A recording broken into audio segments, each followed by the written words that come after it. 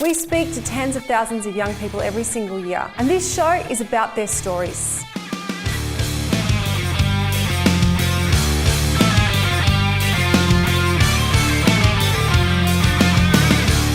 What do you think should happen on a first date? I don't think just like talking and figuring them out, just getting to know them as much as you possibly can.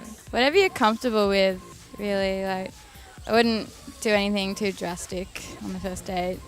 You got to see what it's about and what it can be like and the person you're with. I think on a first date you've got to find out whether you could imagine being with them. Just like holding hands, because that's like a sign of like affection, but it's not too much, like it's just the right amount, and I guess that's a good amount for a first date. Talking, maybe dinner. Yeah, just a good time, seeing how things go. Is it fair to expect sex on a first date? No, not, because everyone has like different opinions on sex, and if they want to wait, then you wouldn't want to be like, oh yeah, I'm expecting this. Well, in lots of movies, TV programs, you just first date and it's always one night stands. There's songs about it, that's just like where media's going with it, but it's obviously meant to be more than that. Many young men and women find themselves in relationships that they are unhappy with. We're going to talk about 3 lists that are helpful for finding yourselves in healthy relationships. List 1 is the way they look. I've worked in schools for many years, and one of the many things that I used to do was to talk to girls about the kind of relationships that they would like to be in the future. I would ask the girls to think through the kind of person they would like to have a long-term relationship with in the future. At the end of the activity, we'd all come back together and I would ask the girls to share with the rest of the group what they'd written on their piece of cardboard. Inevitably, there would always be one girl, and she would stand in front of the rest of the group and she would start to share the list of things that she'd written on a piece of cardboard. It's really important to me that he be tall. It's really important to me that he have dark hair and a really good tan. It's really important to me that he has an 8-pack. Then everybody would laugh, of course, and she would get embarrassed and she'd say something like this, oh, that's so shallow of me. A 6-pack is fine. If you want to have great relationships, we're going to need to think beyond the way that someone looks. List 2 is personality. This list is very individual to each person.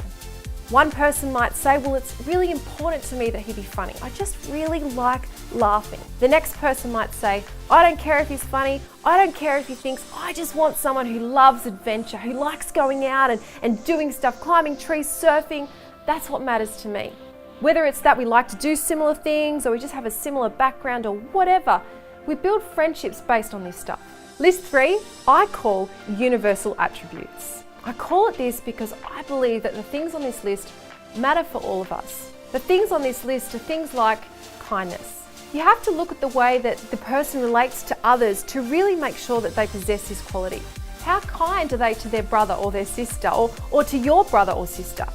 To the person at school who gets picked on, to the person with a disability. Another quality on this list is honesty.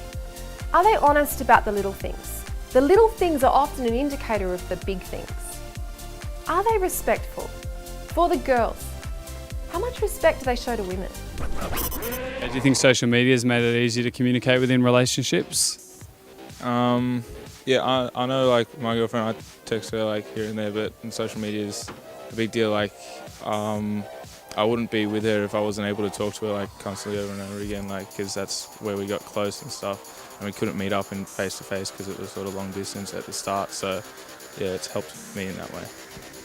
I definitely find that with social media nowadays, it definitely helps to make it easier for relationships to actually be able to still stay in contact. But at the same time, I think it kind of starts to take a bit too much of an advantage. It's like once they actually start to come back, like with what Anthony was saying about long-term relationships, they can start to, like, you know, take advantage of it. Like, they could be in a restaurant and they could still be texting without having to sit there and stay eye-to-eye contact with each other. It definitely has its positive, but also its negatives.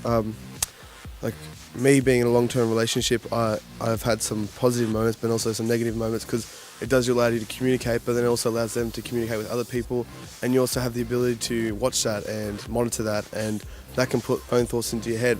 But then when you also think about our grandparents and thinking about their long-term relationships, 40 years, 50-year anniversaries you attend to, when they were dating, they were seeing each other once a week, maybe even a letter, if that.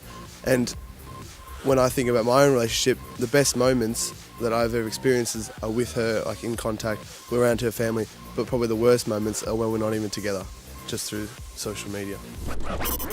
Statistically speaking, there will be some people watching this who would find themselves in a relationship and they're really good looking and they're really funny and oh my gosh, they're so funny, they can make me laugh.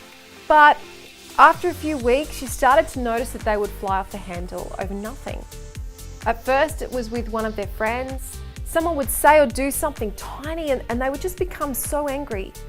Then after a few months, you started to notice that they were getting angry at you for things that, if you're honest, they just didn't seem like a big deal. This list is crucial because we need to see more teenagers who in this situation would say to this person, hey, I really like you. I think you're really good looking and you can make me laugh more than anybody else, but a while ago I decided what was really important to me.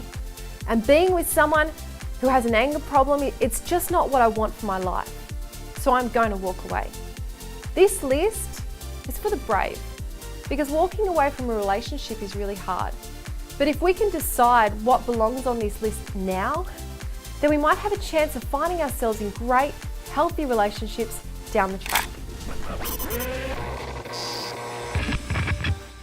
If you like this video, please give us a thumbs up, share and subscribe.